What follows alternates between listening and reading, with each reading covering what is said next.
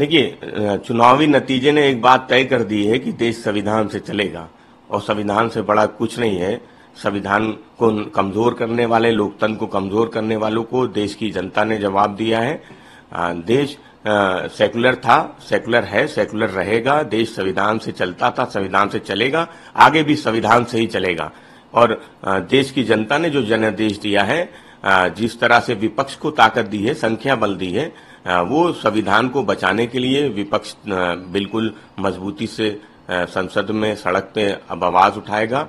जन विरोधी कोई भी काम, चाहे काले कानून लेके आए जाने वाले हों किसानों के खिलाफ या जवानों के खिलाफ, अग्निवीर जैसी योजना, उन सब के लिए जो विपक्ष है वो पूरी मजबूती से लड़ेगा।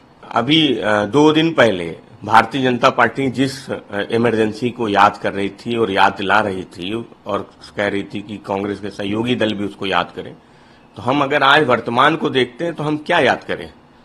इमरजेंसी के समय पे विपक्ष के नेताओं को जेल में डाला जा रहा था और आज विपक्ष के नेता, चुने हुए मुख्यमंत्री जेल में हैं। उनको अगर बेल मिल जाती तो उस बेल का विरोध एजेंसियां करती हैं। किसके इशारे पे करती हैं? सब जानते हैं कि एजेंसियों का दुरुपयोग हो रहा है। एजेंसियां किसके, सरकार के इशारे पे काम कर रही हैं। और आदरणीय अरविंद केजरीवाल जी के साथ जिस तरीके का व्यवहार भारतीय जनता पार्टी की सरकार का है, ऐसा प्रतीत होता है कि कोई बहुत बड़ा अपराधी हो, जिनकी जमानत हो जाने से वो कहीं भाग जाएंगे या कहीं प्रभावित कर लेंगे।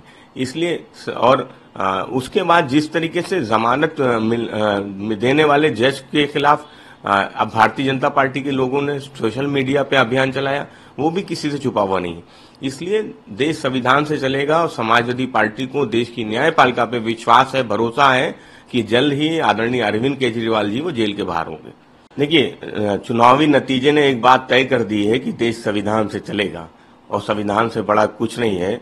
संविधान को कमजोर करने वाले, लोकतंत्र को कमजोर करने वालों को देश की जनता ने जवाब दिया है।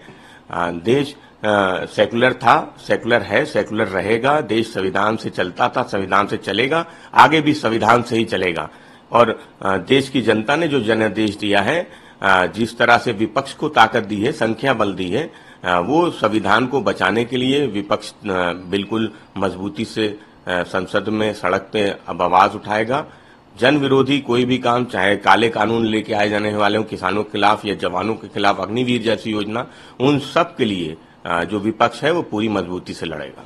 अभी 2 दिन पहले भारतीय जनता पार्टी जिस इमरजेंसी को याद कर रही थी और याद दिला रही थी और कह रही थी कि कांग्रेस के सहयोगी दल भी उसको याद करें, तो हम अगर आज वर्तमान को देखते हैं तो हम क्या याद करें। इमरजेंसी के समय पे विपक्ष के नेताओं को जेल में डाला जा रहा था और आज विपक्ष के नेता, चुने हुए मुख्यमंत्री जेल में हैं। उनको अगर बेल मिल जाती तो उस बेल का विरोध एजेंसियां करती हैं। किसके इशारे पे करती हैं? सब जानते हैं कि एजेंसियों का दुरुपयोग हो रहा है। एजेंसियां किसके, सरकार के इशारे पे काम कर रही हैं।